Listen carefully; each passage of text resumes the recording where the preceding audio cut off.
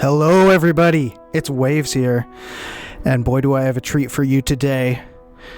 We have the grand finals of the 2022 After Darkness Factions Tournament, and I just got word that it's going to be a best of 5, so this is the first game of the best of 5 of the grand finals. We have two of the very strongest combatants to represent the factions warriors in this grand finals. We have euar, and you can see the group stage of the tournament here, who just bowled through the green group, and we have Aleonymous, who bowled through the blue group and also bowled through the top 8 as well to get here to the grand finals. euar has yet to drop a map to anybody. Aleonymous has only dropped one map throughout the whole tournament to Steph, a very fearsome warrior. And yeah, the day has finally come. We're here. Oh, I'm so pumped. Let's get into it. So you can see sort of in the background here their lineups that they have chosen for this match. So up here in the top in the blue, Aleonymous has gone with Warhawk, Raidmaster, Backbiter, Siege Archer, Bowmaster, Strongarm. This is the squad that I've seen him mostly play this tournament. Produces a lot of threats on the board. You can see the combo with the Strongarm pushing up the Warhawk is there. Doesn't have to pull the trigger on it, but it's there. Right after is the Raidmaster, so you could stonewall up the Raidmaster and battering ram him up. And then he can act quite quickly after that. You of course have the Siege Archer going immediately before the Bowmaster to get some nice shots from afar, and Backbiter is always a nice threat to have against Bowmasters. And in the bottom, in the red, we have euar. This is a little bit of a variation of a lineup that I've seen from him earlier in the tournament. I've seen double Strongarm, double Bowmaster, but this time he has two Backbiters. This is going to make it very tricky for Aleonymous's archers. And you can see the Backbiters go right after the Strongarms, so there's a very long range threat from this sort of combo. Let's get into it and see what happens.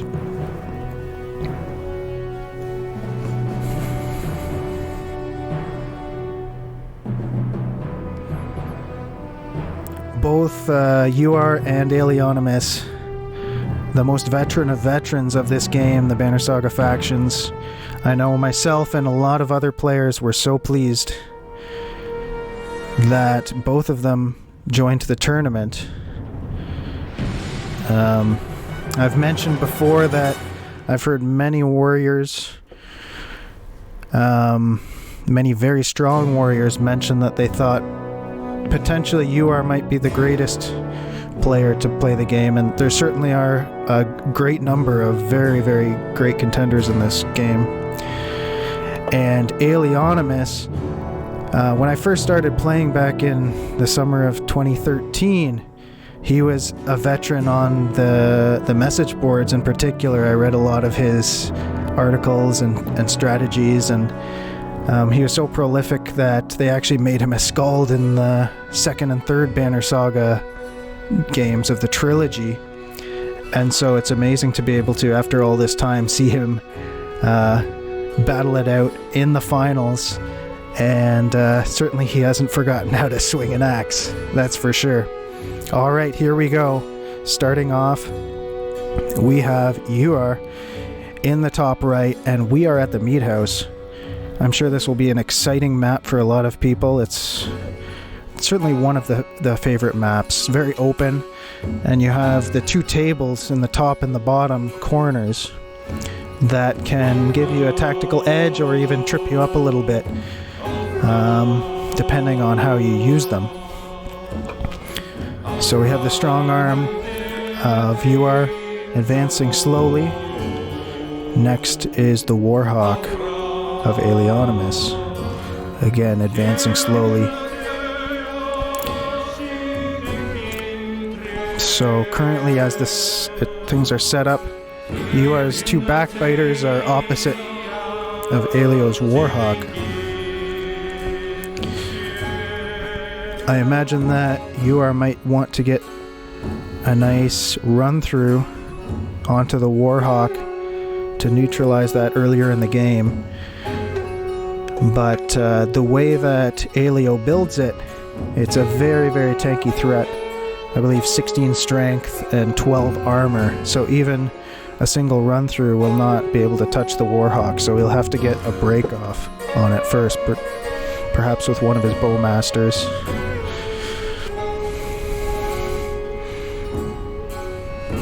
Let's see, Aleo going up for an early stone wall with his raidmaster.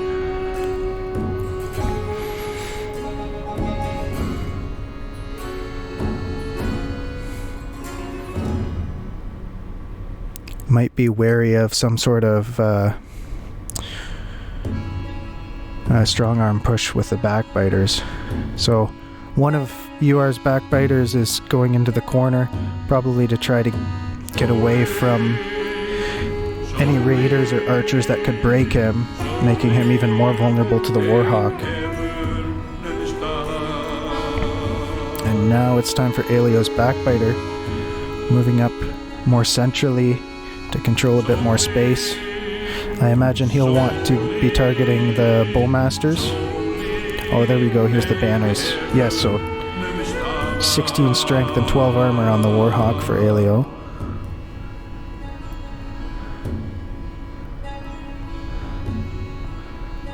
And Aleo moving up the siege archer, just taking as much space as possible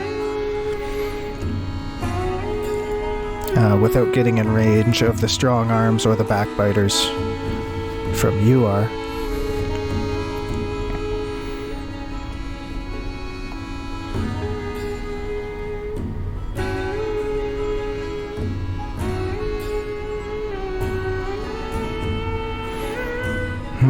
So euar's first bowmaster goes over towards the right. Probably wants to break down Aleonymous's strong arm. Strong arms are not quite as mobile as the warrior Varl, so if you can maim them and they use up all their willpower, then that can help with your win condition to leave them maimed. But the other bowmaster of euar's going the other direction.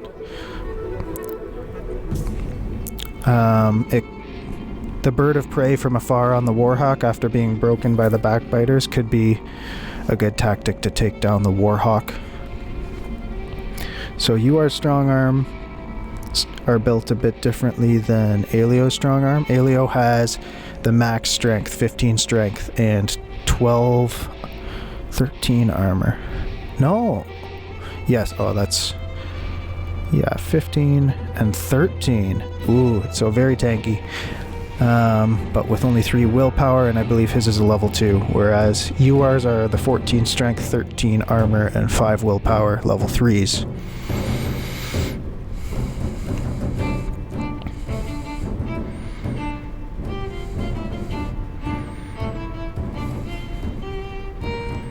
So I imagine, it looks like, yes, euar's bowmasters are level 2, so that means his backbiters must be level 1. So he might just be looking to go and get a good 5 break off with the backbiters, but we'll have to see. So now Aleo's going up with the raidmaster. 10-10 stat line.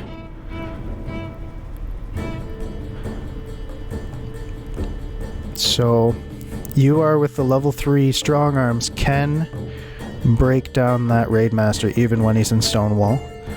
However, that would be leaving his strong arm vulnerable to attack from his own strong arm. Yes, it is within range.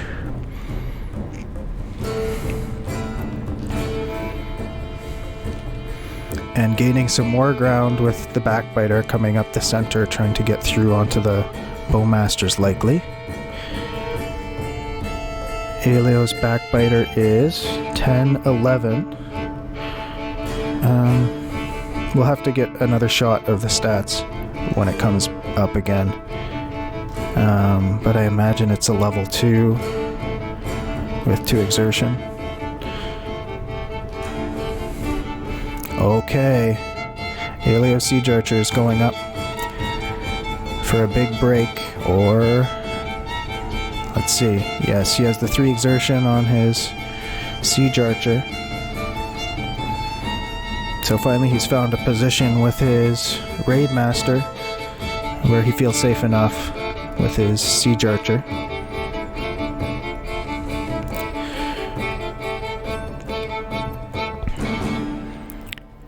And certainly that break on the strong arm makes it a bit tougher for euar to want to go forward with that strong arm into range of the bowmaster and the like. But he might do it. See, he's doing the bird of prey onto the siege archer. So the strong arm could one-shot the siege archer now. But, ooh.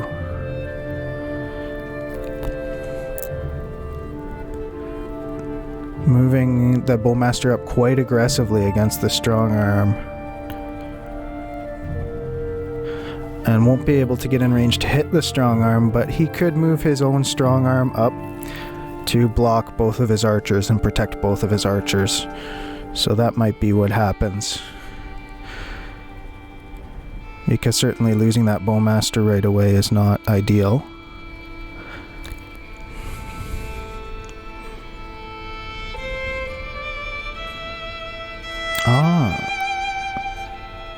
Okay. Very creative, interesting move to save the bowmaster and yet keep the strong arm a little bit far back. I imagine euar might just kill the siege archer outright, but we'll have to see. I mean, on 3 armor now, he could always opt to back it up and use it as a threat later. Okay, so he's going for the strong arm and for the break, actually. Interesting. You know, with his Warhawk so far back and full health, killing the siege archer early could actually be a liability later in the game, so that might be why he opted for that move.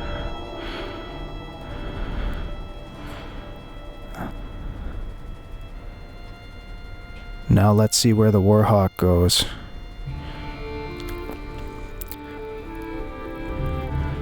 Thinks he's in a good position there. Just resting him. Okay, we're gonna see the big 5 break onto the Stonewall's Raid Master. Now, where does this Raid Master want to go?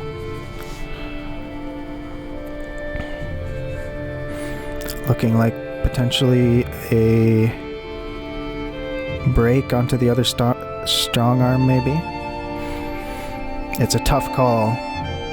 Okay, going for the Stonewall. I like it. I mean, now that you're in range of those bowmasters, then they'll be able to take him down very quickly if you don't Stonewall. And maybe he can just serve as a defensive buffer for that siege archer to get a couple more shots off. Okay, so the backbiter now has found a good target and deals a whopping 6 damage to the bowmaster, maiming her. So Aleo's bowmaster is not going to be the late game carry in this build, and Aleo's backbiter moving forward to break down euar's other strong arm.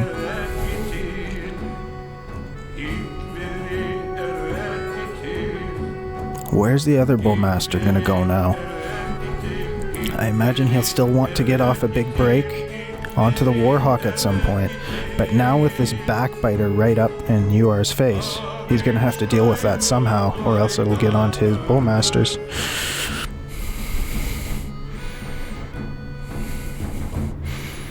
Okay, taking a more central position in between. Could defend the archers, or could still go aggressively later onto the onto the Warhawk rather. Now the siege archer's turn. She could take a big puncture shot onto the strong arm. However, his strong arm could hit him anyway, so he's gonna prioritize that break onto the other strong arm. And maybe his bowmaster at 2 HP or whatnot can actually deal some damage to that big 14 strength strong arm. The bowmaster of euar's backing up, breaking down the threat of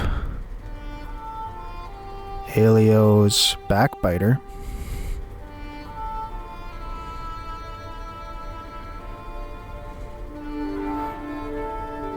Now Aleo has a choice.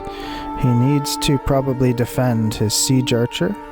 Okay, instead, going to make sure that this backbiter can't get any free armor break onto his Warhawk. Very interesting move.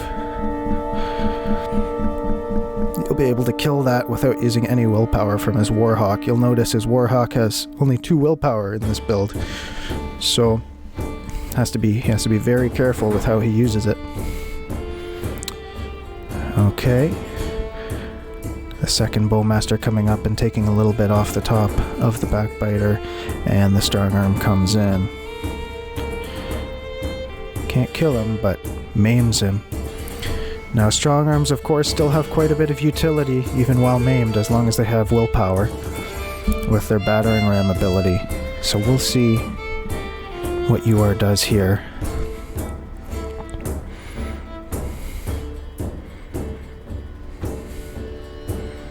Alright, 1 willpower for 2 break damage. And, ooh, that is a juicy Tempest, though. Oh no, never mind, that's his own strong arm. Okay, down goes 1 backbiter. And still out of range, I believe, of euar's second backbiter. I didn't catch how much exertion they have. I imagine it's 2. But this leaves still 1 very strong arm with no armor of euar. And he goes for the big 8 damage maim onto the backbiter, who is now no longer a threat to the archers beyond armor break.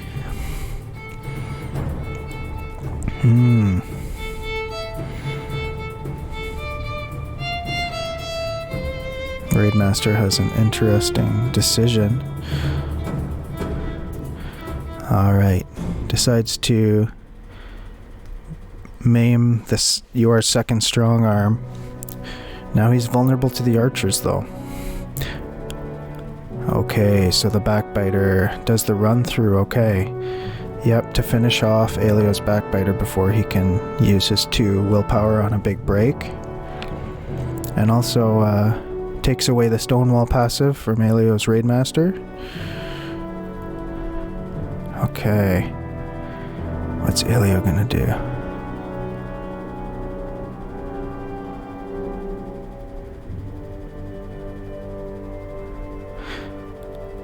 So he decides not to move up to do the break on the 1 bowmaster, probably because then he's gonna just take immense retribution from the 2 bowmasters of euar.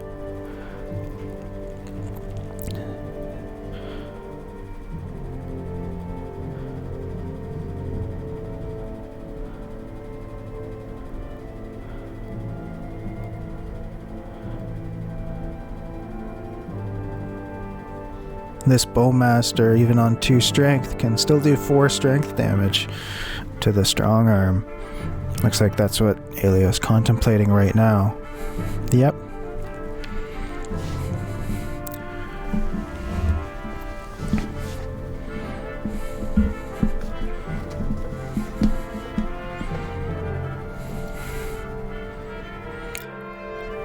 Now,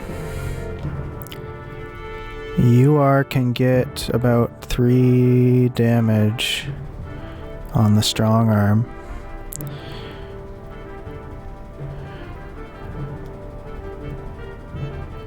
Let's see what Aleo does. It might be a...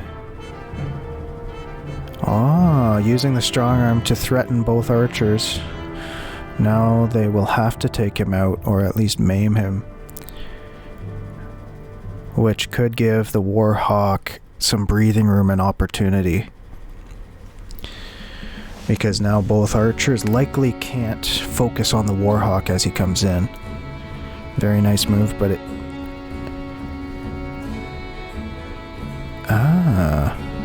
very interesting move by euar, bringing his backbiter back with a battering ram to protect his archers. So this could probably allow euar to neutralize the strong arm threat with the backbiter while getting 2 shots off on the Warhawk with his bowmasters in quick succession. Let's see if he goes for that option.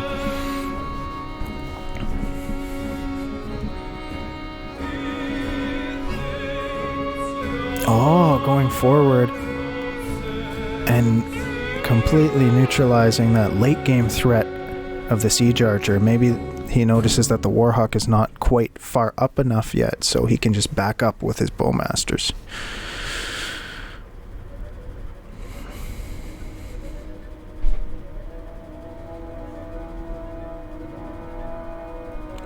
Siege archer goes up and gets the first break off on one of euar's bowmasters. And it's looking like the Warhawk really has to carry in this endgame.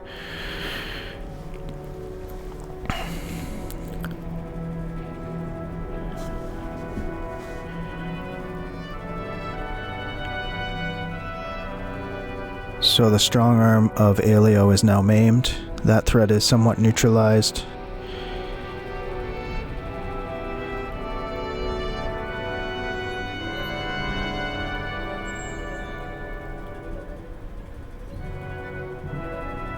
And now there's slight turn order advantage for euar with that strong arm kill.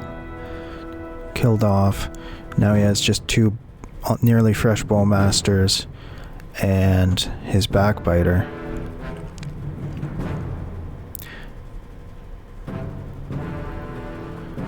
Looks like the backbiter can't quite get up to the Warhawk yet. Oh, can he now though? He can, but it'll take all his willpower.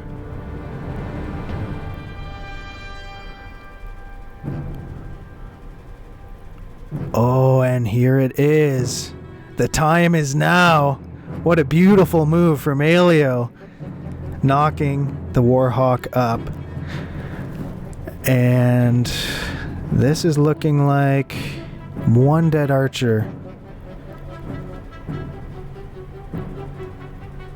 Wow, what a clutch play.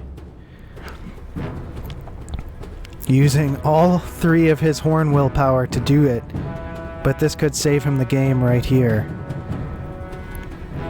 I think euar is going to have to pull a miracle to come back from this point, and I don't think it's going to happen. Incredible play by Aleo. Well, let's see though. The game is not over yet.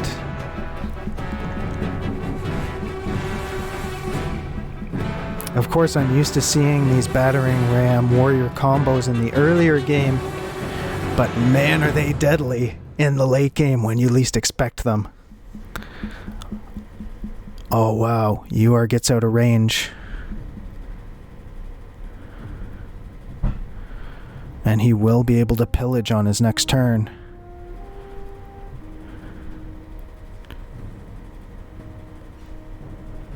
Can euar do this? He's got to be very careful with that backbiter.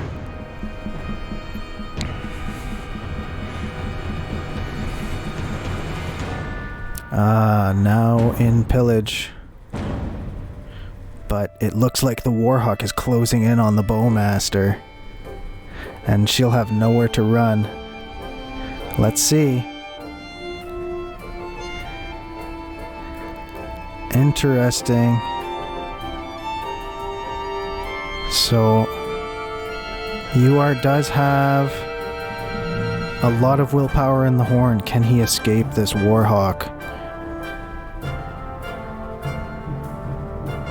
I think he can for one more turn.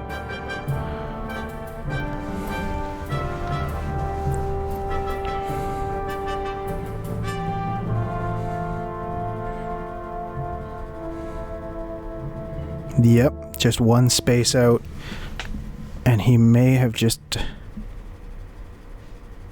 saved the game here. It's going to be quite tense. But will he be able to chase her down?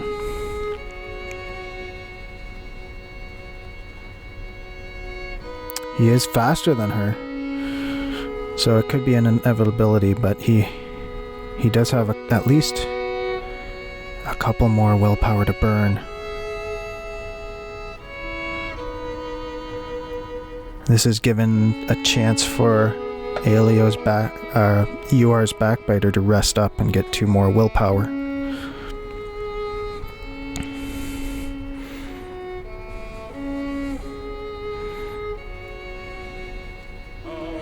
Let's see what euar will do with his Bowmaster.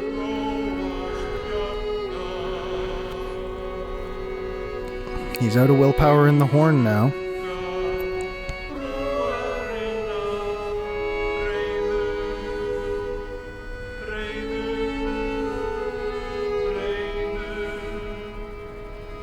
So he won't be able to strike with Bird of Prey this turn.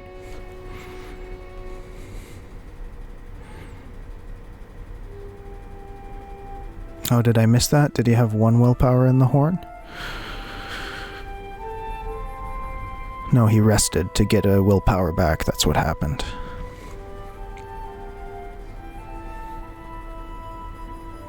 And backing up with the backbiter is euar.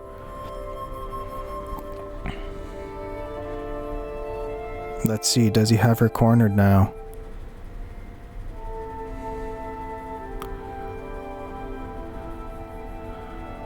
I think he does.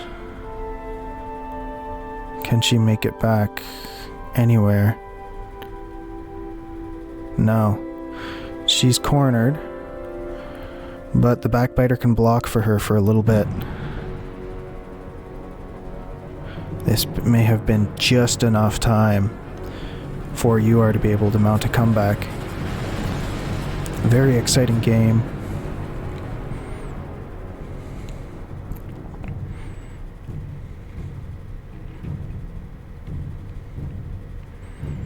Now with the Warhawk exhausted with no willpower, he could likely do a run through from behind while still blocking. Yes. Dealing 4 damage. So now the backbiter is still alive on 1 HP. Oh, he has 1 in the horn though. I didn't notice that, but he can't Tempest. This means no puncture damage. But with the backbiter still being alive, I think that will seal it. I think euar has this.